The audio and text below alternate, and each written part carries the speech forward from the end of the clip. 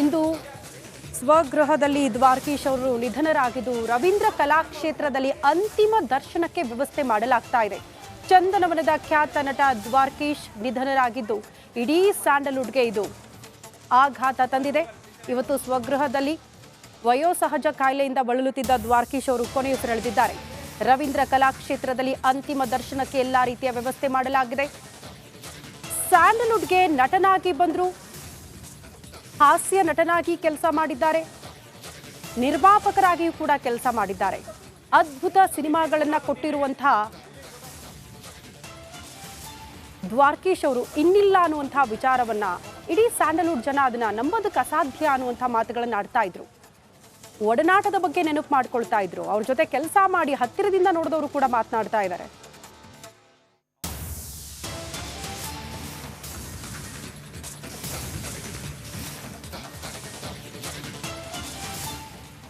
Okay, Dwarakish Kannada ಚಿತ್ರರಂಗ ಕಂಡ ಹಾಸ್ಯ ನಟ, ಡೈರೆಕ್ಟರ್, ಪ್ರೊಡ್ಯೂಸರ್. ನಿಮಗೆ ಗೊತ್ತಿರಲಿ ವೀಕ್ಷಕರೇ, 60 ಸಿನಿಮಾಗಳನ್ನು ಪ್ರೊಡ್ಯೂಸ್. ದ್ವಾರಕೀಶ್ ಅವರ ಸಿನಿಮಾ ಭಾಳ ವಿಶೇಷವಾಗಿ ರಾಘವೇಂದ್ರ ಸ್ವಾಮಿಗಳ ಒಂದು ಮಂತ್ರಾಲಯ ಸಿನಿಮಾ. ದ್ವಾರಕೀಶ್ ಚಿತ್ರ ಮಂತ್ರಾಲಯ ದ್ವಾರಕೀಶ್ ಮಂತ್ರಾಲಯದ ಗುರುಗಳ ಪರಮ ಭಕ್ತ, ರಾಘವೇಂದ್ರ ಸ್ವಾಮಿಗಳ ಪರಮ ಭಕ್ತರಾಗಿದ್ದರು. ನಿಮ್ಗೆ ಗೊತ್ತಿರಲಿ ಇನ್ನೊಂದು ಭಾಳ ಮುಖ್ಯ ವಿಚಾರ, 60 ಸಿನಿಮಾಗಳನ್ನು ಪ್ರೊಡ್ಯೂಸ್ ಮಾಡಿದರು. ಸಿಂಗಾಪುರದಲ್ಲಿ ರಾಜಕುಲ ಫಸ್ಟ್ ಟೈಮ್ ವಿದೇಶದಲ್ಲಿ ಚಿತ್ರೀಕರಣವಾದಂಥ ಸಿನಿಮಾ ಸಿಂಗಾಪುರದಲ್ಲಿ ರಾಜಕುಲ. ಆಫ್ರಿಕಾದಲ್ಲಿ ಕಂಪ್ಲೀಟ್ ಸಿನಿಮಾ, ಆಫ್ರಿಕಾದಲ್ಲಿ Sheela, very first time Kannada ಇಂಡಸ್ಟ್ರಿಯಲ್ಲಿ ಮಾಡಿದ್ದಿದ್ರೆ ಅದು ದ್ವಾರಕೀಶ್. 60 ಸಿನಿಮಾ ಪ್ರೊಡ್ಯೂಸ್ ಮಾಡಿದ್ದಾರೆ, 15ಕ್ಕೂ ಹೆಚ್ಚು ಸಿನಿಮಾ ಡೈರೆಕ್ಟ್ ಮಾಡಿದ್ದಾರೆ. ಆಮೇಲೆ ನಿಮ್ಗೆ ಗೊತ್ತಿರಲಿ, ರಜನಿಕಾಂತ್ ಅಡುತ್ತ ವಾರಿಸ್ ಮತ್ತು ನಾ ಅಡಿಮೆ ಇಲ್ಲೈ ಮತ್ತು ಹಿಂದಿಯಲ್ಲಿ ಗಂಗ್ವಾ. ರಜನಿಕಾಂತ್ ಜೊತೆ ಅತಿ ಹೆಚ್ಚು ಸಿನಿಮಾ ಯಾರಾದರೂ ಮಾಡಿದರೆ ಅದು ದ್ವಾರಕೀಶ್ ಆಗಿದ್ದಾರೆ. ಹಾಗೇನೇ mayor Muthanna. Okay, tennis Krishna ಇದೀಗ ನಮ್ಮೊಂದಿಗೆ ಫೋನದಲ್ಲಿದ್ದಾರೆ. ಎಸ್ ಟೆನ್ನಿಸ್ ಕೃಷ್ಣ ಅವರೇ, ಇದು ಭಾಳ ದುಃಖಕರ ಸಂಗತಿ. ನಿಮ್ಮ ಮತ್ತು ದ್ವಾರಕೀಶ್ ಸಂಬಂಧಗಳು ಹೇಗಿರ್ತಿತ್ತು? ಯಾಕಂದರೆ ಅವರು ಕೂಡ ಅತಿ ದೊಡ್ಡ ಉನ್ನತ ಒಬ್ಬ ಕಾಮಿಡಿ ಸ್ಟಾರ್, ನೀವು ಕೂಡ ಕಾಮಿಡಿ ಸ್ಟಾರ್. ಅವರು ಅದಕ್ಕಿಂತಲೂ ಪ್ರೊಡ್ಯೂಸರ್, ಡೈರೆಕ್ಟರ್ ಎಲ್ಲರೂ ಆಗಿದ್ರು. ಯಾವ ರೀತಿ ನೆನಪಿಸ್ಕೋತೀರ ಅವ್ರನ್ನ? ಸರ್, ಈಗ ನಾನು ಮೈಸೂರಿಗೆ ಹೊರಟಿದ್ದೀನಿ ಸರ್. ಈಗ ಒಂದು ಅರ್ಧ ಗಂಟೆ ಮುಂಚೆ ಅದೇ ವಿಷಯನೇ ಮಾತಾಡಿದ್ವಿ. ಮೊದಲು ಹೊರದೇಶದಲ್ಲಿ ಶೂಟಿಂಗ್ ಮಾಡಿದ್ದು ಮೊದಲು ದ್ವಾರಕೀಶ್ ಅವರೇ. ಆಫ್ರಿಕಾದಲ್ಲಿ ಶೀಲಾ ಮಾಡಿದವರು ದ್ವಾರಕೀಶ್ ಅವರು. ಹೊರದೇಶನ ಚಿತ್ರೀಕರಣ ಮಾಡಿ ತೋರಿಸಿದ್ದು ಅವರೇನೆ. ನಾನು ಆಫ್ರಿಕಾದಲ್ಲಿ ಶೀಲಾ ಸಿನಿಮಾಕ್ಕೆ ಅಸಿಸ್ಟೆಂಟ್ ಡೈರೆಕ್ಟರ್ ಆಗಿ ಕೆಲಸ ಮಾಡಬೇಕಾಗಿತ್ತು, ಅದೊಂದು ಮಿಸ್ ಆಯ್ತು ನನಗೆ. ಆಮೇಲೆ ಅಡಿತ ವಾರಿಸ್ ರಜನಿಕಾಂತ್ ಅವರು ಮತ್ತೆ ಶ್ರೀದೇವಿ ಅವರ ಚಿತ್ರೀಕರಣ ಮಡ್ರಾಸಲ್ಲಿ ನಡೀತಾ ಇದ್ದಾಗ ನಾನಲ್ಲಿ ನನ್ನ ಕನ್ನಡ ಚಿತ್ರರಂಗದ ಒಂದು ಕೆಲಸಕ್ಕೋಸ್ಕರ ಅದೇ ರೀ ರೆಕಾರ್ಡಿಂಗ್ ಹೋಗಿದ್ದೆ. ನಮ್ಮ ಸಿನಿಮಾಗೋಸ್ಕರ ಅಸಿಸ್ಟೆಂಟ್ ಡೈರೆಕ್ಟರ್ ಕೆಲಸ ಮಾಡ್ತಾ ಇದ್ದಾಗ ಆ ಒಂದು ಸಿನಿಮಾ ಶೂಟಿಂಗ್ ನೋಡೋದಕ್ಕೆ ಅವಕಾಶ ಸಿಕ್ಕಿತ್ತು. ಆದರೆ ನನ್ನ ಕೆಲಸ ಬ್ಯುಸಿ ಇದ್ದಿದ್ದರಿಂದ ನಾನು ಹೋಗ್ಲಿಕ್ಕೆ ಆಗ್ಲಿಲ್ಲ ಸರ್. ದ್ವಾರಕೀಶ್ ಅವರು ಅವರ ದೊಡ್ಡ ಕೊಡುಗೆ ಇದೆ ಸರ್, ಚಿತ್ರರಂಗಕ್ಕೆ ದೊಡ್ಡ ಕೊಡುಗೆ ಇದೆ. ಅವರ ಮಗ ಮಜ್ನು ಅಂತ ಒಂದು ಸಿನಿಮಾ ಕಿರಿ ಹೀರೋ ಆಗಿ ಮಾಡಿದ್ರು. ಆ ಚಿತ್ರದಲ್ಲಿ ನನಗೆ ಅವಕಾಶ, ಒಳ್ಳೆ ಪಾತ್ರನ ಮಾಡಿಸಿದ್ರು ದ್ವಾರಕೀಶ್ ಅಣ್ಣವರು. ಪಾತ್ರ ಮಾಡಿದಾಗ ನಾನು ಓವರ್ ಆಕ್ಟಿಂಗ್ ಮಾಡ್ಕೊಂಡೆ ಬಂದ್ಬಿಟ್ಟೆ ಕಣೋ. ಆದರೂ ಜನ ನನಗೆ ಮೆಚ್ಕೊಂಡ್ರು ಕಣೋ. ಇಲ್ಲಣ್ಣ, ಯಾರಣ್ಣ ಹೇಳಿದ್ದು ಓವರ್ ಆಕ್ಟಿಂಗ್ ಅಂತಂದೆ. ಆಮೇಲೆ ಗುಡ್, ಚೆನ್ನಾಗಿ ಮಾಡ್ತೀಯ ಕಣಯ್ಯ ಅಂತಂದ್ರು. ನಾನು ನೋಡೋಣ ಓವರ್ ಆಕ್ಟಿಂಗ್ ಅಂದ್ಬಿಟ್ಟು ನೆಕ್ಸ್ಟ್ ಶಾರ್ಟ್ನಲ್ಲಿ ಸ್ವಲ್ಪ ಆ್ಯಕ್ಟ್ ಮಾಡಿ ತೋರಿಸ್ದೆ. ಇದು ಓವರ್ ಆಯಿತು ಕಣೋ ಅಂತ ಅಷ್ಟು ತಮಾಷೆಯಾಗಿರ್ತಾ ಇದ್ವಿ. ಆಮೇಲೆ ಒಂದಿನ ನನ್ನ ಮಗನಿಗೆ ಯೂನಿಫಾರ್ಮ್ ತರೋದಕ್ಕೆ ಅಂತಂದ್ಬಿಟ್ಟು ಲಂಚ್ ಅವರಲ್ಲಿ ಹೋಗಿದ್ದೆ ಸರ್.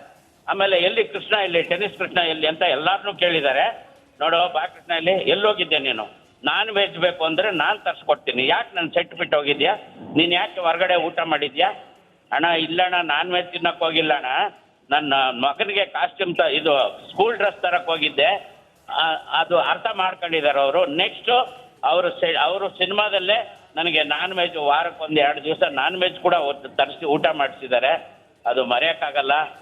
ಗಿರಿ ಜೊತೆಯಲ್ಲಿ ಅವ್ರ ಜೊತೆಯಲ್ಲಿ 2-3 ಪಿಕ್ಚರಲ್ಲಿ ನಾನು ಆ್ಯಕ್ಟ್ ಮಾಡಿದ್ದೀನಿ.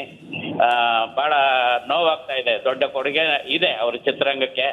ಅವರು ಮರೆಯೋಕ್ಕಾಗ್ತಾ ಇಲ್ಲ. ಮೊನ್ನೆ ಕೂಡ ಅವರ ಸಿನಿಮಾ ನೋಡಿದೆ. ಅವರು ಡ್ಯುಯಲ್ ಪಾತ್ರ ಮಾಡಿದಂಥ ಸಿನಿಮಾ ಟಿ ವಿಯಲ್ಲಿ ಹಾಕಿದ್ರು, ನೋಡ್ತಾ ಕೂತಿದ್ದೆ ಮನೆಯಲ್ಲಿ.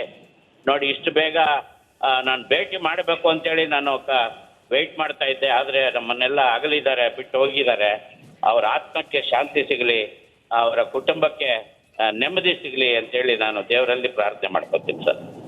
ಓಕೆ, ಥ್ಯಾಂಕ್ ಯು, ಧನ್ಯವಾದ ಟೆನ್ನಿಸ್ ಕೃಷ್ಣ ಅವರೇ. ನಿಮ್ಮ ನುಡಿ ನಮನಕ್ಕಾಗಿ ರಾಕ್ಲೈನ್ ವೆಂಕಟೇಶ್ ನಮ್ಮೊಂದಿಗಿದ್ದಾರೆ. ರಾಕ್ಲೈನ್ ವೆಂಕಟೇಶ್ ನಮ್ಮ ಇಡೀ ಭಾರತ ಚಿತ್ರರಂಗದ ಒಂದು ಸಿನಿಮಾದ ಒಂದು ದೊಡ್ಡ ಆಧಾರ ಸ್ತಂಭವಾಗ್ತಾ ಇದ್ದಾರೆ ಇತ್ತೀಚಿನ ದಿನಮಾನಗಳಲ್ಲಿ. ಮತ್ತು ಕನ್ನಡ ಚಿತ್ರರಂಗಕ್ಕೆ ಯಾವುದೇ ಒಂದು ಸಮಸ್ಯೆ ಬಂದಾಗ ಅಲ್ಲಿ ರಾಕ್ಲೈನ್ ವೆಂಕಟೇಶ್ ಅವರು ಇರ್ತಾರೆ. ರಾಕ್ಲೈನ್ ಅವರೇ, ದ್ವಾರಕೀಶ್ ಅವರು ನಿಮ್ಗೆ ಗೊತ್ತು, ನಿಮಗೆ ಗೊತ್ತು. ಈ ಸಂದರ್ಭದಲ್ಲಿ ಯಾವ ರೀತಿ ನೆನೆಸ್ಕೋತೀರಿ ನೀವು ದ್ವಾರಕೀಶ್ ಅವ್ರನ್ನ, ರಾಕ್ಲೈನ್ ಅವರೇ?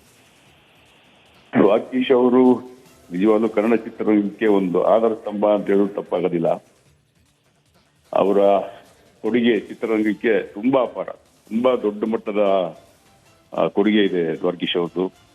ಆಮೇಲೆ ಕನ್ನಡ ಚಿತ್ರರಂಗ ಹಂತವಾಗಿ ತುಂಬಾ ಕಷ್ಟದಲ್ಲಿದ್ದು ಹೇಗೆ ಚಿತ್ರ ಮಾಡಬೇಕು ಅನ್ನೋ ಸಂದರ್ಭದಲ್ಲಿ ಅವರು ಧೈರ್ಯವಾಗಿ ಅವರ ಬಜೆಟ್, ದೊಡ್ಡ ದೊಡ್ಡ ಬಜೆಟ್ ಪಿಕ್ಚರ್ಗಳನ್ನ ಮಾಡೋದಕ್ಕೆ ಒಂದು ಇನ್ಸ್ಪಿರೇಷನ್ ನಮಗೆಲ್ಲ ನಿಜ ಆಗಬೇಕು ಅಂದ್ರೆ. ಹಾಗೆ ಪರಭಾಷೆ ಚಿತ್ರಗಳನ್ನ ಬರೀ ಕನ್ನಡ ಮಾತ್ರ ಅಲ್ಲದೆ ಎಲ್ಲಾ ಭಾಷೆ ಚಿತ್ರಗಳನ್ನು ಮಾಡಬೇಕು ಅನ್ನೋ ಒಂದು ಆಸೆ ಏನಿತ್ತು. ಅವರೇನೇ ಚಿತ್ರಗಳನ್ನೆಲ್ಲ ಮಾಡ್ಕೊಂಡ್ ಬಂದ್ರು. ಆಚೆ ಎಲ್ಲ ಒಂದು ನಮ್ಮ ಕನ್ನಡ ಚಿತ್ರರಂಗಕ್ಕೆ ಒಂದು ಹೆಮ್ಮೆ ತಂದ್ಕೊಟ್ಟಂತ, ಕೀರ್ತಿ ತಂದ್ಕೊಟ್ಟಂತ ಒಬ್ಬ ಮಹಾನ್ ನಟ ಮತ್ತೆ ಮಹಾನ್ ನಿರ್ಮಾಪಕರು ದ್ವಾರಕೀಶ್ ಅವರು. ಈಗ ರಾಕ್ಲೈನ್ ಅವರು ಒಮ್ಮೆ ನಿರಂತರ 83 ತನಕ ನಿರಂತರ super hit, back to back super hit, ಆಮೇಲೆ ಬ್ಯಾಕ್ ಟು ಬ್ಯಾಕ್ ಒಂದು 17 ಫಿಲ್ಮ್ ಫ್ಲಾಪ್, ಆಮೇಲೆ ಮತ್ತೆ ಆಪ್ತ ಮಿತ್ರ, ಮತ್ತೆ ಎದ್ ನಿಲ್ಲೋದು. ಹೆಂಗಾಗತ್ತೆ ಸರ್? ಈಗ ನೀವು ಕೂಡ ಪ್ರೊಡ್ಯೂಸರು, ನೀವು ಕೂಡ ಇಂಥದ್ದನ್ನು ನೋಡಿರ್ತೀರಿ. ಒಬ್ಬನಿಗೆ ಎಂಥ ಧೈರ್ಯ, ಎಂಥ ಒಂದು ಸಿಂಹಗುಂಡಿಗೆ ಬೇಕಾಗತ್ತೆ ಈ ಥರ ಚಿತ್ರರಂಗದಲ್ಲಿ ದುಡ್ಡು ಹಾಕೋದು, ಹಾಕಿ ತೆಗೆಯೋದು? ಏನು ಅನ್ಸುತ್ತೆ ಅವರ ಧೈರ್ಯದ ಬಗ್ಗೆ? ಅವ್ರ ಧೈರ್ಯದ ಬಗ್ಗೆ ನಾನು ತುಂಬಾ ಹತ್ತಿರದಿಂದ ನೋಡಿದ್ದು. ನಾನು ಒಂದು ಚಿತ್ರ ನಿರ್ಮಾಣ ಮಾಡಿದೆ, ಅವ್ರು ಡೈರೆಕ್ಟ್ ಮಾಡಿದ್ರು. ರಸಿಕಾ ಅನ್ನೋ ಒಂದು ಚಿತ್ರ. ರಸಿಕಾ, ಓಕೆ, ರವಿಚಂದ್ರನ್ ಅವರು. ತುಂಬಾ ನನಗೆ ಆ ಚಿತ್ರದಲ್ಲಿ ತುಂಬಾ ಕಲಿತೆ ನಾನು ಅವ್ರ ಜೊತೆಯಲ್ಲಿ ಕೆಲಸ ಮಾಡಿ. ಆ ಧೈರ್ಯದ ಬಗ್ಗೆ ಮಾತಾಡ್ತಿದ್ರಲ್ಲ ನೀವು, ನಾನು ಇನ್ನೂ ಮೀನ್ಸ್ ಟು ಸೇ ನಂದು 5ನೇ ಚಿತ್ರದ ನಿರ್ಮಾಣ ನಂದು.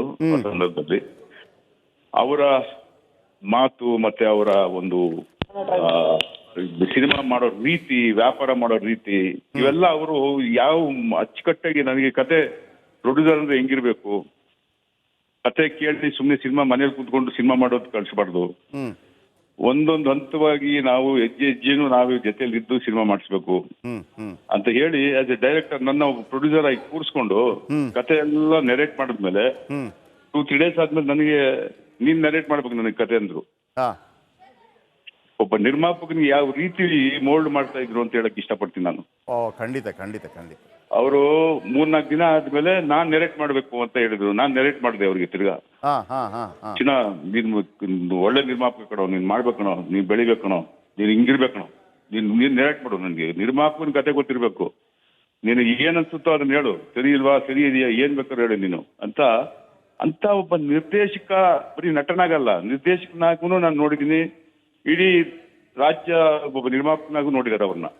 ಖಂಡಿತ ಖಂಡಿತ. ನಾವು ಎಷ್ಟು ಹೇಳಿದ್ರು ಕಮ್ಮಿನೇ. ಒಂದು ಯೂನಿವರ್ಸಿಟಿ ಅಂತ ಹೇಳ್ಬೋದು ರಂಗದಲ್ಲಿ. ಒಂದು ಯೂನಿವರ್ಸಿಟಿ. ಏನೊಬ್ಬ ಹಾಸ್ಯ ನಟನಾಗಿ ಒಂದು 60 ಸಿನಿಮಾ ನಿರ್ಮಾಣ ಮಾಡೋದ್ರೆ ಸುಲಭನಾ ಸರ್? ಸುಳ್ಳು ಅಲ್ಲ. ಅದ್ರಲ್ಲೂ ಆ ಕಾಲದಲ್ಲಿ sir it's not A joke. ಏನ್ ಅವತ್ತು ಬೇರೆ ಕಾಂಪಿಟೇಷನ್, ಇವತ್ತು ಬೇರೆ ಕಾಂಪಿಟೇಷನ್ ಅಫ್ಕೋರ್ಸ್. ಬಟ್ ಅವತ್ತು ಈಸ್. ಆಮೇಲೆ ರಜನಿಕಾಂತ್ ಜೊತೆ ಹೈಯೆಸ್ಟ್ ಮಾಡಿದವರೇ ಇವರು. ಅಡುತ್ತ ವಾರಿಸ್, ನಾ ಅಡಿಮೆ ಇಲ್ಲೇ, ಗಂಗ್ವಾ. ಹೌದು. ಅವರು ಸರ್ ಒಂದು ನಮ್ಮಂತ ನಿರ್ಮಾಪಕರಿಗೆ ಒಂದು ಹೊಸ ಮಾರ್ಗದರ್ಶನ ತೋರಿಸ್ಕೊಟ್ಟಂತ ಸರ್, ಒಂದು inspiration. Be very frankly I'm telling you. ಯಾಕಂದ್ರೆ ನನ್ನ ಬೆಳವಣಿಗೆ 5ನೇ ಚಿತ್ರದಿಂದ ನಾನು ಅವ್ರನ್ನ ಹತ್ತರಿಂದ ನೋಡೋದ್ರಿಂದ ನಾನು ತುಂಬಾ ಇನ್ಸ್ಪೈರ್ ಆಗಿದ್ದೀನಿ. ಒಂದೊಂದು ಬೆಳವಣಿಗೆ ಸರ್ ಅಷ್ಟೇ. ಇವರೆಲ್ಲ ಒಂದು ಪಾರ್ವತಮ್ಮ ರಾಜ್ಕುಮಾರ್ ಅವರಾಗ್ಬೋದು, ಇವರೆಲ್ಲ ಕನ್ನಡ ಚಿತ್ರರಂಗನ ಇವತ್ತು ಅವ್ರನ್ನೆಲ್ಲ ನೆನ್ಸ್ಕೊಳ್ದವ್ರು ತಪ್ಪಾಗುತ್ತೆ. ಯಾಕಂದ್ರೆ ಇವತ್ತು 250-300 ಚಿತ್ರ ಆಗ್ತಾ ಇದೆ ಅಂದ್ರೆ ಇವರೆಲ್ಲ ಕಾರಣ. ಆಮೇಲೆ ರಾಘವೇಂದ್ರ ಸ್ವಾಮಿಗಳ ಮಹಾನ್ ಭಕ್ತರಲ್ವಾ? ಮಹಾನ್ ಭಕ್ತರು. ಹೌದು. ಮಂತ್ರಾಲಯ ಫಿಲ್ಮ್ಸ್. ಹೌದು ಸರ್, ಮಹಾನ್ ಭಕ್ತರು. ಧನ್ಯವಾದ ರಾಕ್ಲೈನ್ ವೆಂಕಟೇಶ್ ಅವರೇ, ನಮ್ಮ ಜೊತೆ ನಿಮ್ಮ ನುಡಿನಮನವನ್ನು ಹಂಚಿಕೊಂಡಿದ್ದಕ್ಕೆ. ಮತ್ತೊಮ್ಮೆ ಹೇಳ್ತಾ ಇದ್ದೀನಿ ವೀಕ್ಷಕರೇ, 81 ವಯಸ್ಸಾಗಿತ್ತು, 60 ಸಿನಿಮಾ ಪ್ರೊಡ್ಯೂಸ್ ಮಾಡಿದ್ದಾರೆ. ಹುಣಸೂರು ಕೃಷ್ಣಮೂರ್ತಿ ಅವರ ಸಂಬಂಧಿ, ಮೆಕ್ಯಾನಿಕಲ್ ಯಾವುದೋ ಇಂಜಿನಿಯರಿಂಗ್ ಕಲ್ತಿರ್ತಾರೆ ಅವರು, ಯಾವುದೋ ಮೆಕ್ಯಾನಿಕಲ್ ಇಂಜಿನಿಯರ್. ಆಮೇಲೆ 1983 ಗಂಗುವಾ ಸಿನಿಮಾ ಮಾಡ್ತಾರೆ.